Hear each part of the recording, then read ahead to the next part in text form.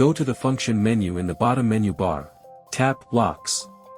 Tap the door lock. When you need to restore the door lock to the factory settings, you can delete the door lock. Tap Delete Lock.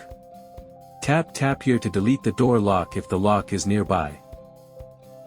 Please note that after deleting the door lock, the administrator and all users will not be able to use the app to unlock, and all the data of the door lock will be cleared, including the history record and the door lock authorization, and cannot be restored after deletion. To ensure that the door is accessible after the door lock is deleted, please check if the door lock is open before deleting, and tap Confirm to delete the door lock. Enter account password. Tap Confirm. The door lock green light flashes once and a short beep, to indicate that the door lock is deleted successfully.